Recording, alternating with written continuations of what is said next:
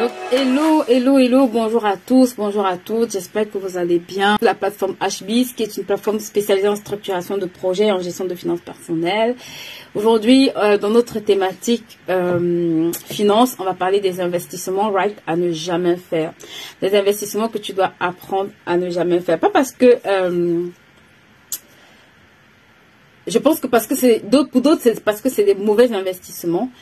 Et d'autres, ce n'est pas forcément que ce sont des mauvais investissements, mais c'est des investissements également que tu ne dois pas faire pour certaines raisons spécifiques. Ok? Donc, est-ce que tu peux m'aider à partager ce live pendant que une femme sage se connecte? Est-ce que tu peux m'aider encore à partager ce live avant qu'on ne le commence? Et aujourd'hui, je vais commencer par vous dire que si vous êtes sur cette chaîne, vous devez... Hello, Nadine, comment vas-tu? Si vous êtes sur cette chaîne, d'accord, avec la série de programmes qu'on a eu, il y a un nombre de choses que vous devez déjà apprendre à mettre en pratique, d'accord? Donc, je vais un peu mettre l'emphase avant de commencer sur la gestion de votre temps, ok? Parce que beaucoup de personnes me contactent énormément ces derniers temps et un grand souci qu'elles ont, elles me disent qu'elles n'ont pas de temps. Et je vais te dire, si c'est ton cas, si tu te plains tout le temps que tu n'as pas de temps, si tu ne comprends pas comment, où va ton temps, ou comme quelqu'un m'a dit, je ne sais pas où va mon temps, je ne sais pas qu'est-ce que je dois faire de mon temps. Écoute-moi, il y a une session de formation de gestion de temps, d'accord, qui va durer pendant 1 mois, que je te recommande de prendre. Beaucoup de personnes veulent réaliser de grands projets. Mais très peu d'entre nous, on arrive à correctement gérer notre temps, à bien gérer notre temps. Et ça, c'est un véritable handicap. Tu dois apprendre à gérer ton temps. Tu dois t'améliorer quotidiennement dans la gestion de ton temps. Tu dois faire des progrès dans ce domaine-là. Peut-être tu vas commencer faiblement, mais tu dois t'améliorer, d'accord? Et il y a plusieurs outils, plusieurs clés qui peuvent te permettre de gagner du temps, de gagner en productivité et d'aller beaucoup plus vite que ce que tu fais aujourd'hui. Je vois énormément de personnes qui perdent du temps parce qu'ils ne savent pas structurer leur façon de penser, d'accord? Leur projet. Ils ne savent pas avoir de la clarté quand ils entreprennent ou bien quand ils se positionnent pour faire un projet et ça leur fait perdre énormément de temps et d'argent avec. Donc si c'est ton cas, s'il te plaît, les sessions pour la session IAR pour la session 5 est ouverte, d'accord? La promo 5 est officiellement ouverte ou est officiellement lancée.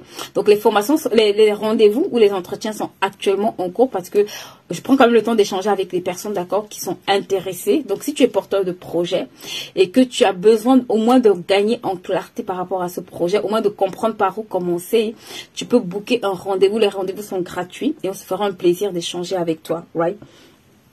Donc, ceci étant dit, je vais commencer par notre thématique du jour, qui est les investissements que tu ne dois jamais faire. Souvent, on nous parle beaucoup d'investissements qu'il faut faire, right? Et c'est une très bonne chose. On a besoin de savoir où est-ce qu'on va mettre notre argent et c'est tout à fait légitime.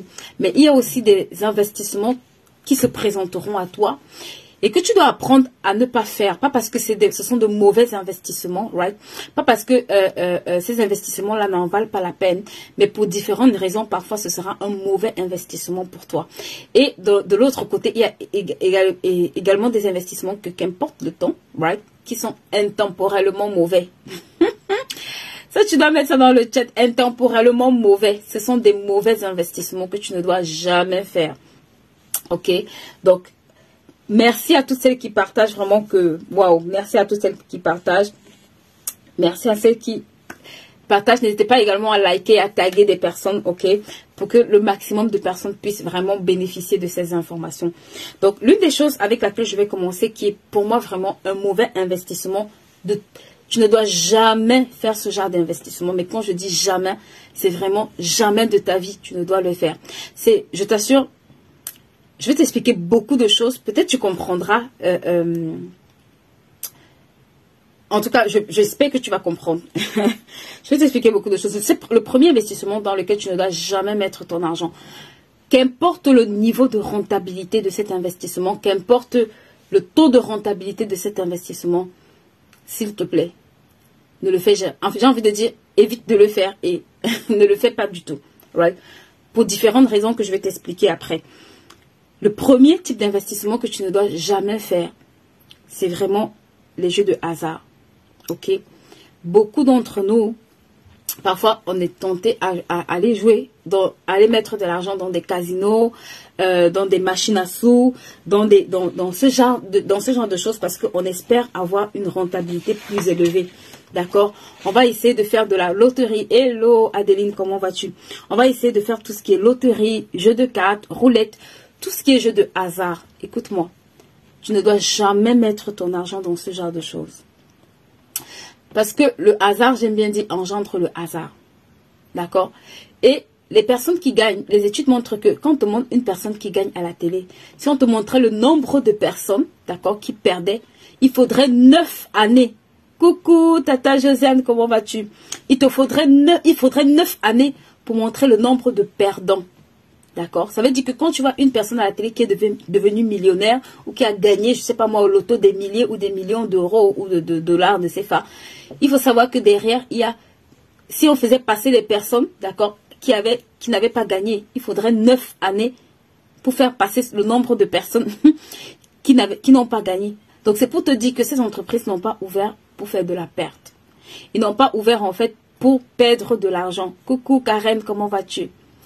Donc c'est vraiment un système de hasard. C'est vraiment un système de hasard. Et quand tu vas mettre ton argent là-dedans, je vais t'expliquer pourquoi. Même si tu gagnes, pourquoi est-ce que c'est un mauvais investissement? Parce que tout ce qui n'est pas le résultat d'un processus ne peut pas être une bénédiction. Tout ce qui n'est pas le résultat d'une croissance n'est pas une bénédiction. Ça veut dire que si tu grandis, d'accord, en fait, si tu gagnes de l'argent, plus que tu n'en as la capacité de gérer, ce n'est pas une bénédiction. Pourquoi? Parce que demain, toi, tu vas apprendre à ton enfant à aller jouer au loto. Vous savez, je regardais une émission, un Américain. Merci. Je regardais l'émission, c'est un Américain qui avait gagné au loto. Et le loto s'appelait... le jeu en fait auquel il avait gagné, ça s'appelait je sais plus trop quoi, mais dedans il devait toucher 1000 $, je crois, chaque jour pendant toute sa vie. Je crois que c'était un peu ça le principe du jeu. Et en fait le gars, quand il a gagné, ou bien je sais pas trop, sa famille ou lui il avait gagné, ils ont arrêté de travailler, right? Et il passait son temps en fait à boire, à aller faire la fête, à boire, à aller faire la fête pendant des années en réalité. Et quand j'observais, je me suis dit, comment est-ce que cette personne peut transmettre à d'autres personnes des clés pour pouvoir construire un patrimoine? Même si ça te donne de l'argent, right, ça ne te donne pas de la connaissance. Et la connaissance dépasse de l'argent. Donc quand tu investis dans un jeu de hasard, il n'y a aucune connaissance que tu acquiers. Même quand tu vas gagner de l'argent. C'est pour ça que les études montrent que 5 années après avoir gagné au loto, la plupart des personnes qui gagnent au loto reviennent à la case départ. Parce qu'il y a la loi des correspondances. Si tu attires à toi, si tu as ce que tu ne sais pas gérer, d'accord, tu vas perdre cet argent jusqu'à revenir au niveau où tu as la capacité de gérer. Donc le jeu de hasard est un mauvais investissement parce que ça ne s'accompagne pas d'une croissance. Ça ne s'accompagne pas... En fait, tu n'as pas de croissance en fait. Tu as de l'argent, right? Tu as gagné une grosse quantité d'argent, mais tu n'as pas la connaissance qui va soutenir cette quantité d'argent et qui va te permettre de le multiplier. C'est pour ça que c'est un mauvais investissement. Et beaucoup de gens sont entêtés parce qu'ils voient le gain immédiat, mais ils ne comprennent pas que le processus d'enrichissement est automatiquement, note ça dans ce chat, accompagné de la croissance. Ton processus d'enrichissement doit être automatiquement accompagné d'un processus de croissance. Ça veut dire que ne cherche pas à avoir un niveau de revenu sans le niveau de croissance qui va avec. C'est pour ça que beaucoup d'entre nous, on a des souhaits. On passe le temps à réciter. Tu as beau réciter du matin jusqu'au soir que tu es millionnaire. Moi-même, je te dis amen. Mais j'ai envie de te dire derrière, écoute-moi, si ton niveau de croissance, si tu n'es pas prête à grandir, à croître, pour arriver à la dimension de pouvoir gérer correctement ce million et tous les problèmes qui vont avec, tu ne les auras pas. Parce que le jour où tu les auras, tu vas les perdre. Est-ce que je parle à une femme sage ici? Donc, le premier mauvais investissement que tu ne dois jamais faire, c'est les jeux de hasard. Beaucoup de gens jouent au hasard. Ils prennent de l'argent, ils vont mettre quelque part parce qu'ils espèrent que miraculeusement, regarde, même quand on va te donner le million, c'est l'argent qu'on a récupéré chez d'autres personnes. Cette entreprise, elle ne fabrique pas d'argent. Donc, c'est la somme des personnes qui ont perdu. C'est avec cet argent-là. Mais là n'est même pas le problème. Le véritable problème vient du fait qu'il n'y a pas de croissance qui va soutenir ce million-là. C'est pour ça que tu vas voir, même la plupart des gens qui vont te dire qu'ils ont, en fait, qui ne grandissent pas et qui veulent avoir un certain niveau d'argent. La plupart du temps, c'est pour s'acheter des gadgets. Elle va s'acheter des gadgets, elle veut une voiture, elle veut des choses. Et puis tu te dis, ok, ça, il y a un problème. Quand elle va aller t'acheter une perruque de 800 000. D'accord? Donc, le premier investissement que tu dois faire, je t'en supplie, le premier investissement que tu dois apprendre à faire, c'est d'abord de grandir. Ça veut dire, tu dois croître. Jésus croissait, la croissance, avant de faire des miracles, des prodiges, tout ça là. Il y a eu l'étape de la croissance avant de chercher le million. S'il te plaît, grandis. Et la capacité de gérer les problèmes. Le jour où tu auras, regarde, le jour où tu auras la capacité de gérer et j'ai envie de dire, où tu auras assez grandi, où tu auras la capacité, d'accord, de pouvoir gérer ce million-là, tu vas l'attirer à toi. Le jour, parce que quand ton niveau de croissance, en fait, tu auras pris la valeur même. Le jour où tu auras la valeur de ce million que tu recherches et que tu sauras le gérer, tu vas l'attirer simplement à toi. Parce que le niveau que tu auras va refuser que tu restes à un niveau inférieur à ce million-là. La capacité que tu auras acquise, le travail que tu auras investi en toi pour grandir, la consistance que tu auras va refuser que tu restes à un niveau inférieur.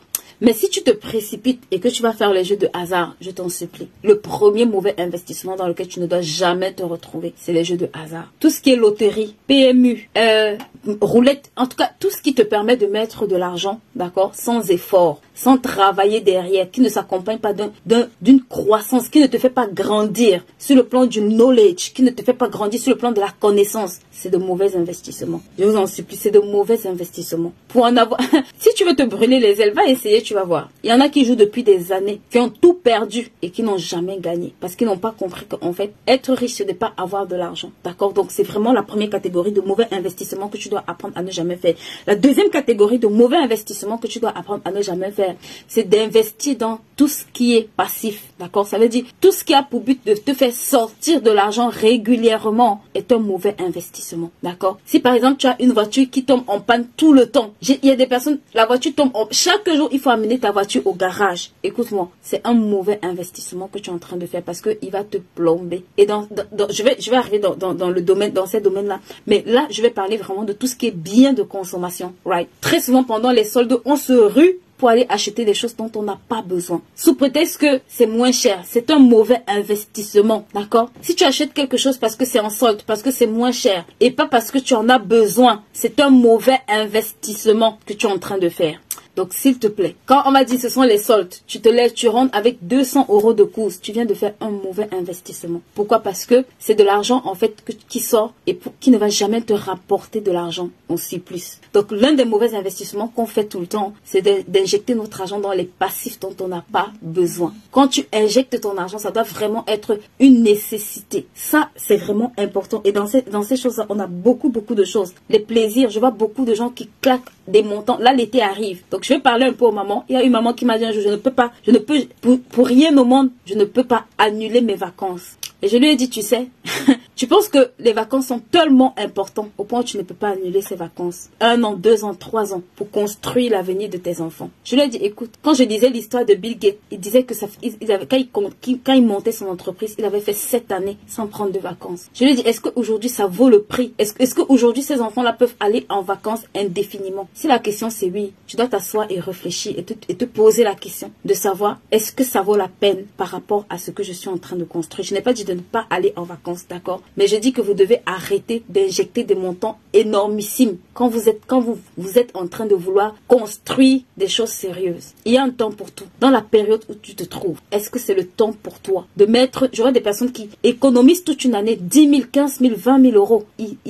Ils injectent ça dans un voyage et après ils se plaignent qu'ils n'ont pas de capital pour faire un business. C'est le cas de beaucoup d'entre nous. On met 8 000 €, 10 000 €. On va en vacances, d'accord? J'ai pas dit qu'on allait ne pas aller en vacances, mais je suis juste en train de te dire que si c'est juste pour aller avoir du bon temps et revenir regarder ces enfants-là, alors que cet argent, tu aurais pu l'injecter dans quelque chose qui aurait pu leur permettre d'aller en vacances toute leur vie sans jamais dépenser 1 €. Tu es en train de faire un mauvais investissement. Parce qu'il y a d'autres façons d'aller en vacances, d'accord? Il y a d'autres façons de passer du temps avec tes enfants. Et souvent, le côté émotionnel fait qu'on pense qu'on punit ces enfants-là. Tu n'es pas en train de les punir. Quand tu sacrifies, tu n'es pas en train de sacrifier toute leur vie, d'accord? Quand tu es en train de faire un sacrifice parce que tu veux construire quelque chose pour eux, tu n'es pas en train de les punir. Tu es en train de leur faire du bien. Et parfois, beaucoup de parents culpabilisent. Ils se disent, oh non, moi, mes enfants, écoute-moi. Les enfants de tout le monde qui vont en vacances là, si tu veux les résultats de tout le monde, fais comme tout le monde. Si tu veux les résultats de tout le monde, fais comme tout le monde, ma soeur. Regarde, observe. Tu vas voir que beaucoup de gens qui ont réussi. Je lisais une article sur Elon Musk. Je crois qu'on disait qu'il est allé en vacances une semaine depuis qu'il a créé son entreprise ou un truc comme ça. Ça semble être démesuré, d'accord, pour d'autres. Mais beaucoup de gens aujourd'hui veulent avoir ces résultats, mais ne veulent pas payer le prix en fait. Beaucoup de gens veulent avoir les résultats qu'il a, mais ne veulent pas payer le prix d'investir. Ils veulent ils veulent un peu et l'autre peu. Non, il y a un temps où tu dois consentir à faire un sacrifice parce que ça va te permettre de sauter, d'aller plus loin, d'accord. Et il y a aussi un temps où tu vas pouvoir jouir, parce que la Bible dit que c'est une bénédiction, d'accord, de pouvoir jouir du fruit du travail de ses mains. Mais quel est le fruit du travail de tes mains dont tu vas jouir? Si c'est pour jouir et handicaper tes projets, c'est un mauvais investissement. Beaucoup, je vous assure, je vois énormément de personnes, surtout les personnes de la diaspora. Chaque année, il y a des gens qui vont systématiquement en Afrique avec leur famille et qui vivent ici dans des logements sociaux. Ils vont te dire qu'il n'y a pas l'argent pour acheter, il n'y a pas l'argent pour commencer un business, mais ils ne peuvent jamais, pour une année ou 2 ans, mettre les vacances en pause et réaliser un projet concret. Si c'est ton cas, je veux te dire que c'est un mauvais investissement que tu es en train de faire. C'est un mauvais investissement, d'accord? Si tu investis dans tout ce qui est plaisir immédiat et que tu sacrifies l'avenir de ces enfants-là, c'est un mauvais investissement. Je n'ai pas dit de ne pas aller en vacances. Mais je suis en train d'attirer votre attention, d'accord, sur les mauvais investissements qui nous coûtent très cher. Je vous assure, et si j'ai des étudiants ici, j'espère que je parle à des étudiants. Je vous en supplie. Si je n'ai pas des étudiants, je crois que j'ai quand même des mamans, d'accord. Je crois que j'ai quand même des mamans ici qui ont des enfants, d'accord. Et comme ça, c'est aussi une chaîne où je veux bâtir financièrement des enfants. Je veux interpeller également les parents parce que moi, personnellement, quand j'étais étudiante, pendant toutes mes vacances, je vous assure, j'aurais pu faire beaucoup de choses utiles. Mais le seul investissement que je faisais, c'était voyager. J'étais une globe-trotteuse. Je passais mon temps aux États-Unis, en Afrique. Je voyageais tout le temps. Et ça m'a coûté très cher. Parce que quand je me suis assise et je me suis dit, maintenant, il faut que je fasse des choses différemment, je me suis rendu compte que j'avais perdu une dizaine d'années où j'aurais pu capitaliser et être aujourd'hui, entrer dans en vacances librement et sans débourser 1 euro.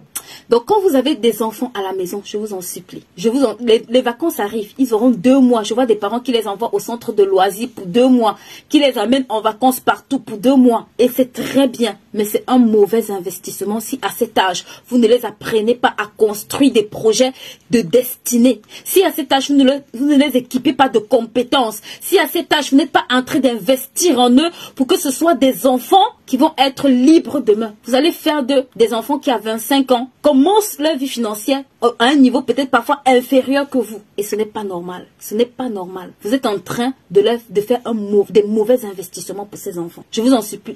Cet été, prends l'engagement d'inscrire ton enfant à un programme qui va augmenter ses connaissances, ses capacités, ses dons et ses talents. Je t'en supplie. Si tu ne sais pas où l'inscrire, on va lancer le camp spécial été, d'accord, pour les ados sur la plateforme HBiz. Viens inscrire cet enfant-là à ce camp-là. Viens inscrire ton enfant à ce camp. Il sortira de là ayant un mindset. Il sortira de là étant un enfant qui apprend à lire. Il sortira de là étant un enfant qui a des connaissances, des compétences, qui apprend à réfléchir différemment. Un enfant qui, à bas âge, commence à préparer son avenir. Ton enfant n'est pas trop jeune. Je vous assure, j'ai regardé une vidéo, je crois que ça circulait, je sais pas, sur Facebook ou YouTube, une vidéo de la fille de Beyoncé que beaucoup critiquaient, d'accord? Parce qu'elle avait un programme à l'enfant, elle faisait faire un programme à l'enfant et les gens trouvaient qu'elle était trop exigeante, l'enfant n'avait pas de vie. Et j'ai dit, ça c'est une mère qui a compris que le succès dans sa vie n'est pas le produit du hasard. Et elle a compris que cet enfant, si elle veut que cet enfant ait des résultats très tôt, elle doit commencer à le discipliner très tôt. Elle doit commencer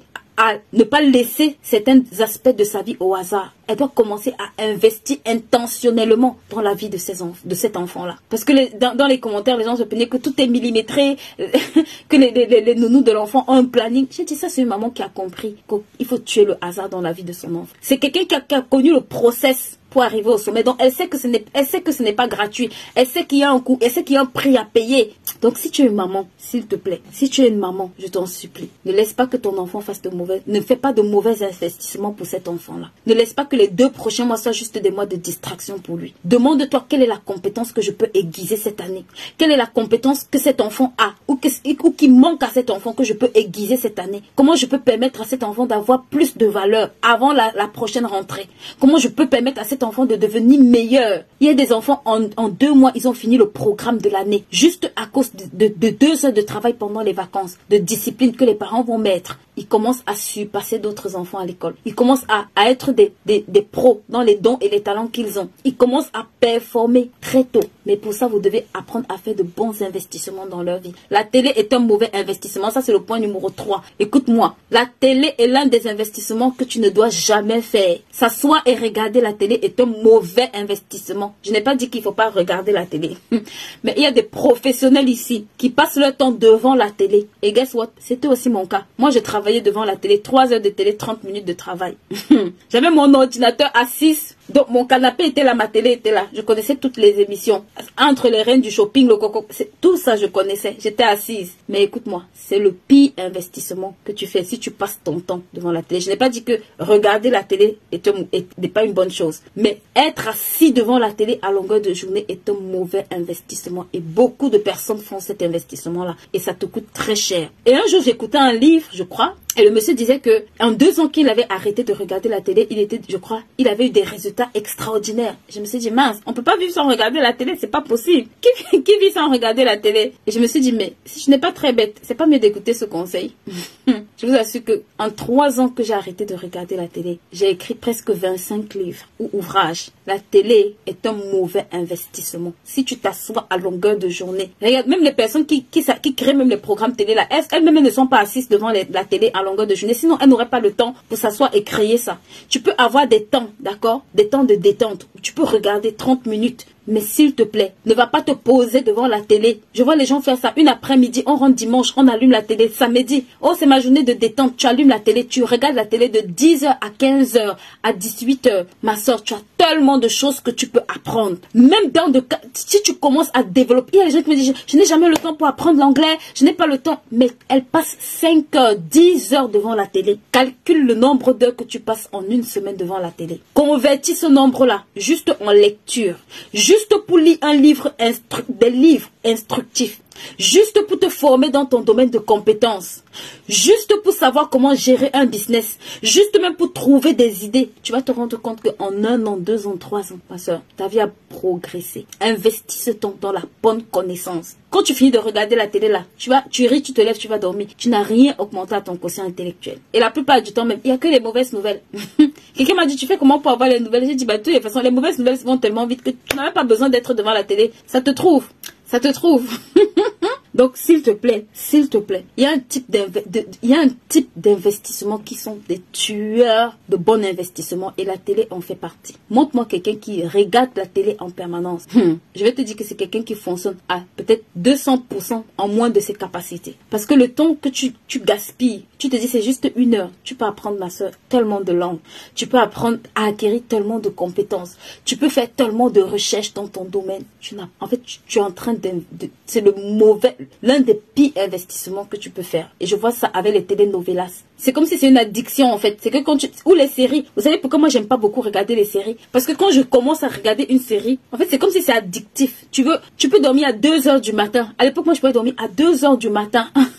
C'est que tu rentres du boulot et puis tu commences à mettre la série. C'est épisode 1. Qui se rappelle de 24 heures chrono?